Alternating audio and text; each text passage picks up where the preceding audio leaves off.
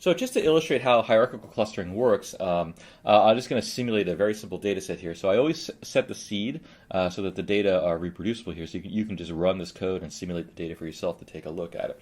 And so I plotted a total of 12 points here, and there are 3 clusters you can see very clearly from the plot. And I've labeled each of the points using the text function, so you can see which point is which. And so I'm going to run the hierarchical clustering algorithm to see how the points get merged together. So the first thing you need to do to run a hierarchical clustering algorithm is to calculate the distance between all the different points. So you need to calculate all the pairwise distances between all the points, so you can figure out which 2 points are the closest together. And so the easiest way to do this is with the dist function in R. The dist function takes a matrix or a data frame. Here, this data frame has 2 columns. The first column is the x-coordinate. The second column is the y-coordinate. And then, and so it's basically a matrix or a data frame of points. And what the dist function does is it calculates the distance between all the different rows in the data frame. And it gives you what's called a distance matrix, which gives you all the pairwise distances. And so if you call dist without any other arguments, it defaults to the Euclidean distance metric. But you can give it some other distance metrics if you want as options.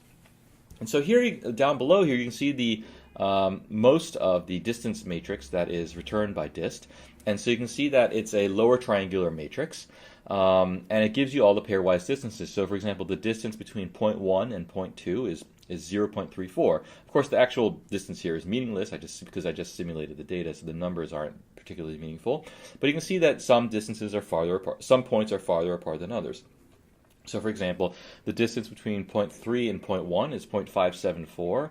And the distance between point 3 and point 2 is 0.24. So the point 3 is closer to point 2 than it is to point 1. And so you can kind of go down the line like this and see how far apart each of the various points are from each other.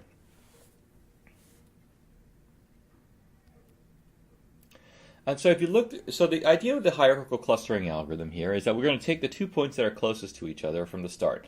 And so that happens to be points 5 and 6. And so I've colored them here in the orange. And the idea is that the points 5 and 6, because they're the closest together, we're going to group them together and merge them into a single cluster. And so the idea is that here I'm going to create a single point, and then the little plus sign in the middle is kind of like the new location of this merged set of points. And so now, instead, I've kind of taken these 2 points, 5 and 6, and merged them into a single point. So now what are the next 2 points that are closest together are 10 and 11, down in the lower right in the red. And so I'm going to take those 2 points and merge them together and create a new kind of super point that will kind of filter up through the algorithm.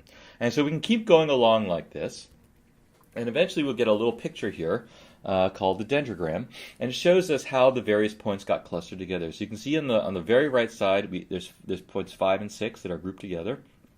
And then in the middle there you got points 10 and 11. And so the farther down the tree, in terms of the points that are kind of farther down the tree are the ones that got clustered first. And the points that are farther up kind of got clustered later.